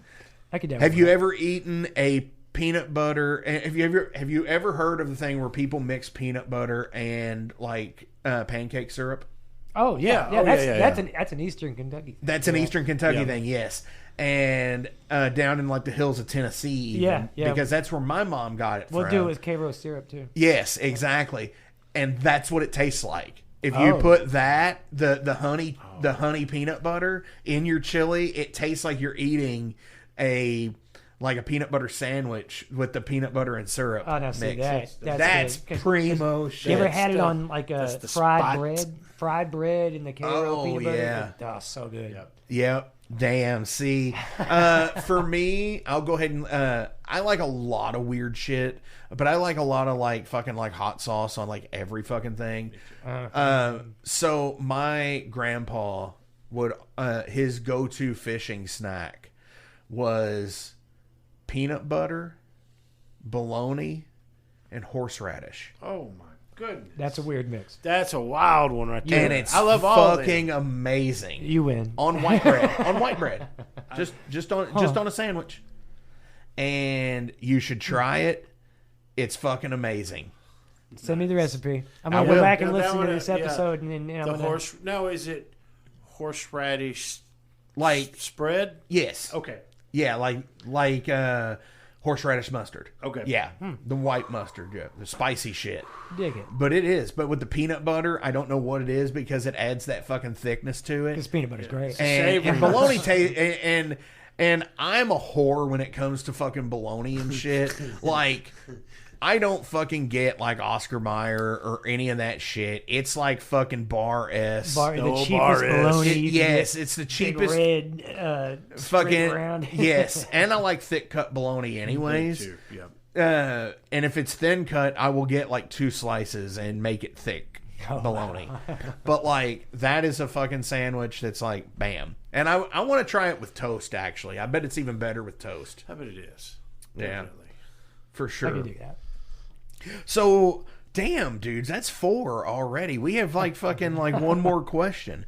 But before we rocking out. do, we don't hide nothing. right. But before we do, as always, links are listed below. So please give it a like, share, and a follow. Go find these guys on Facebook, Instagram, Bandcamp, wherever the fuck they are. Go fucking follow them.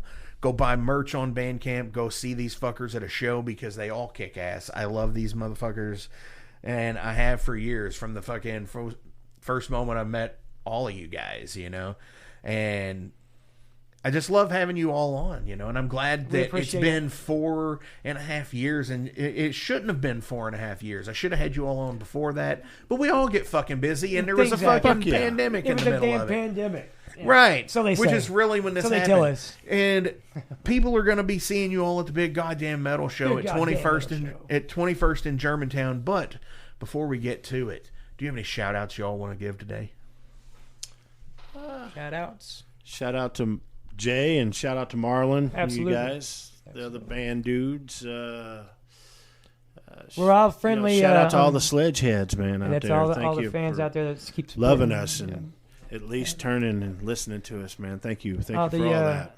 thanks to the Metal Forge for having us Oh, on too. no, man. Thanks, Mark. Jackson. You know, good conversations. Good Oh, conversations. dude, it's because we go back and I love when I can have like dudes like you on here and do shows like this in long form, base interviews like maybe not last week, depending on when this is going to drop. I'm thinking it's going to be this Friday by the time we're recording. But Phil and Darren from Misery Machina came in, and it was like a 2-hour interview. The dudes from Rifle came in, and it was like a 3-hour interview. The dudes from Temptations Wings came in, and we did like a 2-hour interview, because when they were here on tour and shit. And Nate, nasty fucking Nate. He was here, and it was like a 2.5-hour episode. So he's got stories. He does, and he's gonna be coming back soon now that he's living back up here. Right on, love it. So fucking yeah, man, I'm totally digging it, and thank you all for always being there. Thank you all for fucking like always picking up for a good show and saying, dude, we're just too busy, or yeah, dude, that sounds fucking awesome. Let's do it. This is what we do. We love it. Yeah. Otherwise, we wouldn't keep doing. And I think next year, that needs to be a thing. It needs to be fucking Overload and Eulogy on a fucking South run. Hey, let's do a week run, man. Yeah, I know Mike. Mike's get down down. to Tampa. I know a couple. I got no Florida spots, man. Yeah, the FDMS team down there is amazing. They're amazing for sure. Oh yeah, Brian And the I Butcher. said earlier, shout out to Brian the Butcher and McCoy and Blood of Angels and them. And Blood of Angels. Yeah, they run they're friends of the Shane show Bush. and everything. See that? Yeah, Johnny the scene down here is Knuckles. really good. They're all Necro Rot. three knuckles deep. The guys from Lineage. Mind Virus. Sam King. Those are, Dude, and it's all Lineage down there because they're all of the people that grew up on the original FDMS. Yeah. They carry the torch, man, and they're like I said, really good people. Now, everywhere we've been. But yeah, man, I mean, and that's what it's all about. And like, because I just had to cut because of Jason calling, because it's all about that. It's all about the scene unity and shit. And dude, if we do that go down south thing like what we're talking about, I know we got a place in Asheville to play and all of that shit. Because and I know with fucking Shadebeast in fucking Atlanta area, fuck man. Oh hey, if we get up there, That's a Friday in Atlanta, yeah. Saturday, and we got Nate, in Virginia. I mean, Nate's great. Yeah. He's a great guy Nate too. Atkins, man, he's really. Everywhere we've been divided. has really been, accommodating. Everybody's been really nice. I don't think we've been to a town, that had somebody that wasn't kind. Yeah. Definitely. The metal scene everywhere. It kicks is ass, amazing. and that's what I love about the metal scene is because of that. It's the camaraderie. I mean, it's a beautiful thing, man. Oh, definitely, I love it. So, here it is, the down and the dirty, the final question of the day, and these go, like I said, anywhere, and I want to know who and why. I'm adding the why. There's a setup here. It is. It's a setup for sure. Is your celebrity crush? Selma Hayek has always been my celebrity crush. That's easy. Dusk of Dawn. Oh my gosh, yeah. The new Desperado for Desperado her. 2. Yeah, that's when I first got introduced to her. Probably a new one. It'd be Jennifer Lawrence. Yeah, I don't Interesting. know. Yeah, Jennifer Lawrence for me just seems like a pretty, somebody down to earth that I probably could connect with. Yeah, right. I hope you're joking about that because did you ever watch her Hot Ones episode? No. Oh my gosh, dude. She's like 3 wings in, like crying her eyes out. It's like, it gets worse. Oh no. Yeah. It's okay. That's why I'm here for, to eat those hotter wings. Yeah. It's give and take. Give and take. Dude, I'm just gonna say no shame in the game here because I'm a big dude too, but fucking like seeing you two as a couple would be like a bear mauling a kitten. Kind of would be. Yeah. It's actually how I'm thinking about seeing it too. It's being almost like a bear mauling. He's the kitten, right? Yeah, I'm the kitten. That is correct. He is definitely the kitten. Absolutely. So, Aaron, don't get mad if you're listening. No, Aaron's the celebrity that my crush is on, man. Yeah. Well played, my friend. Well played. Aw. That's true. It's It true. is. I know it's true. That's why it's And well all the played. people out in Radio Land, that's my beautiful wife of 23 years. Yeah. Yeah, so she's my crush. Or she'll crush me. Smash me with her hands. No, seriously. I don't have a celebrity crush. Smash. No bullshit. I really don't. Right on, dude. No, I mean, hey, I get it. I mean, there's just some people out there, you know. I get you. I'm getting my ass kicked when I get home, but it's all good. Right. Well, I mean, no. I mean, we would. Be Chris has honest. always been the smarter one from, you know, he definitely is. I'm getting my ass kicked, and he's not. You're So. dead, Right. man. No, I totally see the, you know, the Selma Hayek or the, you know, the Jennifer Lawrence. Yeah, I could get behind that. That's, they're both. Well, my wife's a musician, so it's kind yes. of, you know, it's Yeah. She's technically a celebrity. Yeah, I get you. I guess my wife is my crush, too, but she said celebrity crushes, so there's my pass. Yeah. Celebrity crushes. Past celebrity crushes. Andrea, he did not seem eager to answer the questions. No, he stepped back for a second. He was actually he was- frowning the entire time. He was not a happy man. Thank you. He actually had tears rolling down his eyes. He was put on the spot, Rolling it down his cheek. and he knew he had to give an answer. I had to give an answer. It This was is radio. He had to give an answer because he knew Chris would give a non-answer. That's Yeah, I had to take it right on the chin. He had to take it for the team. Yeah, I knew that he wasn't going to give an answer when he said it. That's I knew that. So, as we part on this solemn note, what are we going to play out from you guys today? play Axe to Grind. Yeah? Yeah, Axe to Grind. Awesome. Please. Thank you. Wow. I think he's the first one to say please and thank you. Hey, you know, He's a Brotherhood. very I'm a very Southern cordial gentleman. He is. He's very cordial. He's very cordial. He's got manners. He's the gent. Until we start talking about government shit, and then I get all kind of wild. Hey, a friend of mine who Or the has Green Bay completely Packers. opposite political views than I, and I do call him a friend because he said to me one time, and I get this, and it has resonated with me through my entire life since I heard it, and I heard it when I was probably about 28. And this is a quick anecdote before we begin today is the reason I don't talk politics with a lot of people is because a lot of people don't like to talk politics. They like to scream politics. That's Bang. Perfect. And so I totally get that. And you've got to stay, if you do it, you talk it calm, there you fucking go, man. that's not possible. When I was young, there was, my grandparents had one rule, and that's don't talk politics or religion at the table because it's sure to get tempers flared. We're all fucking people, man. Yep. And as you heard them, this is from Eulogy in Blood. This is Axe to Grind.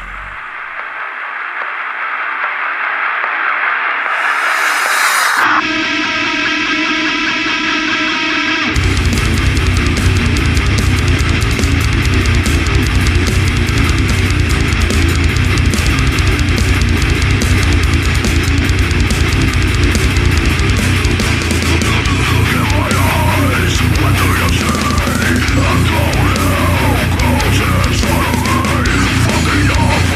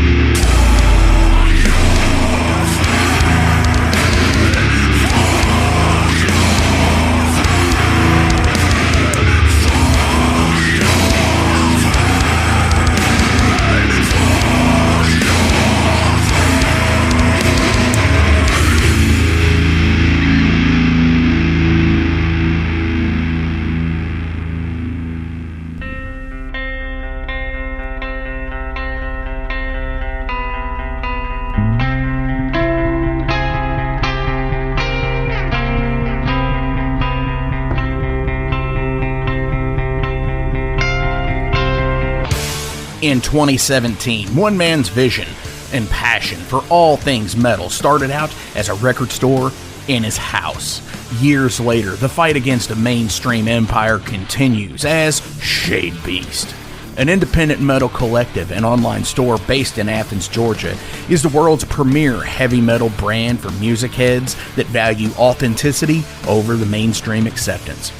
Featuring original t-shirts from some of the best underground artists, as well as stickers, posters from the Shadebeast Presents concert series. Unique, one-of-a-kind collectibles and small curated selection of vinyl and cassettes from the masters old and new. Visit shadebeast.com and enter promo code SithLord for free domestic shipping on your first order, whether you're a new customer or returning. And be sure to join the Shadebeast social groups on Facebook and the interwebs to keep up with the new release announcements and talk all things metal and Star Wars. You'll never find a more wretched hive of scum and filth.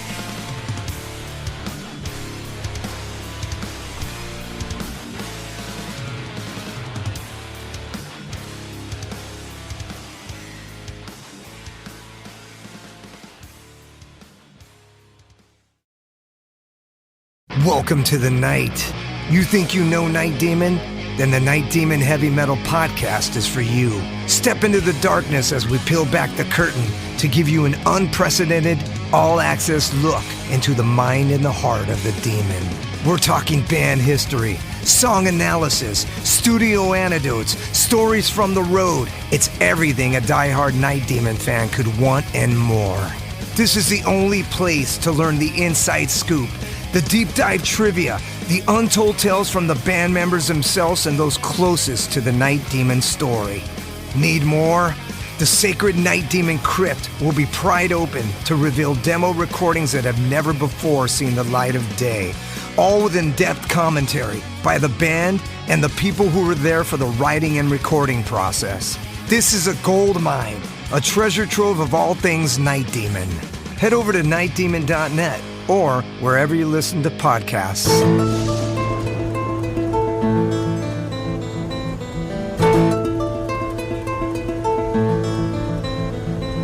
Since 2013, there has been a calling from the underground, from the graves of all those unholy, and they decided to make a zine to talk about all of this. Soul Grinder Zine!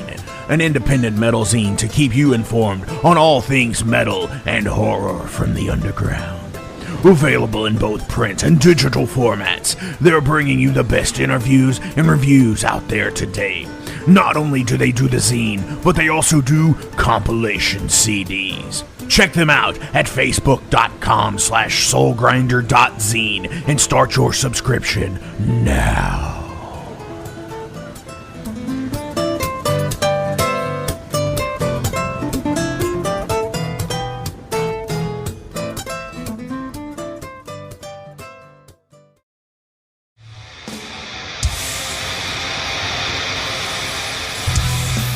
Hey everybody, let me tell you about the new sponsor to the Metal Forge, Unchained Tapes.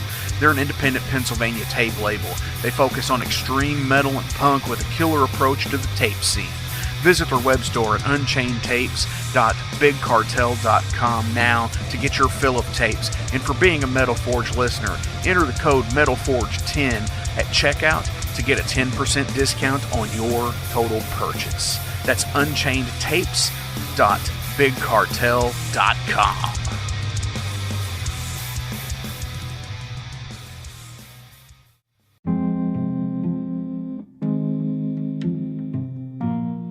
What's up, Metal Forge fans? This is Alan Bishop, the alchemist of Indiana's Black Forest and head distiller at Spirits of French Lick.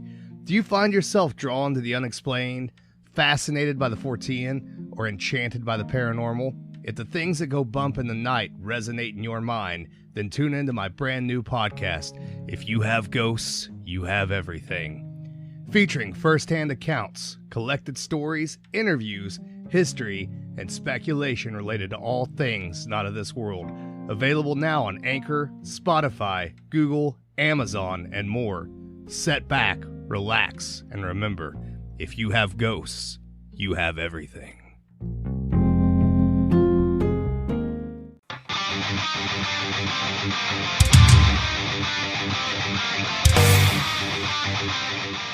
Hey, let me tell you guys about Mercenary Press.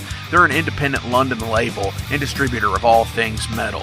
Mercenary Press delivers the goods from their own independent zine. Trust me, you're going to want to get in on that. To distributing various bands from all over the world, including Cramp from Spain and Sadistic Force from Texas. Visit mercenarypress.bigcartel.com to find out what all they have in stock and what you can order. And for Metal Forge listeners, enter code MetalForge10 to receive a discount on your total purchase at mercenarypress.bigcartel.com. Check it out now.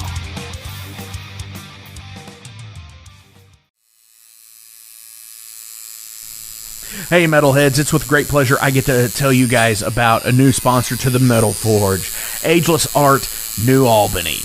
After 20 years of owning and operating Ageless Art in Clarksville, Indiana, Phil Garrett had a vision for a new type of tattoo studio. Something that is clean and modern, sleek, refined, inviting. And he's done just that with Ageless Art in New Albany. You can find it at 2736 Charlestown Road, New Albany, Indiana, 47150.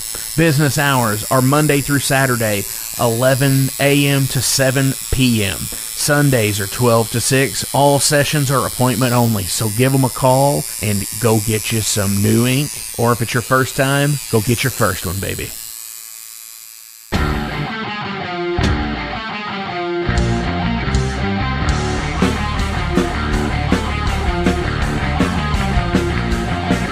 Maxwell's House of Music in Jeffersonville, Indiana is the premier 12,500 square foot music superstore that has served both southern Indiana and Louisville, Kentucky metro area for over 4 decades. Originally founded by Marvin and Beverly Maxwell in the 70s, this gym remains a Maxwell family-owned business. Mark Maxwell, along with his business partner Whitney McNichol, continued the reputation as being the national resource for all things music. In 2022, the iconic Guitar Emporium of Louisville relocated to Maxwell's Music, creating the largest independently owned showroom in the region. The retail offerings at Maxwell's Music includes a huge selection of guitars, basses, amplifiers, effects pedals, modeling amps, keyboards, drums, banjos, mandolins, ukuleles, sound systems, stage lighting equipment, and accessories. The music education program at Maxwell's is second to none. From private instrument and voice lessons to DJ, EDM, recording, songwriting, and music theory, to rock school, weekend warriors, and Maxwell's Music Lab, there is something for every age and every ability level.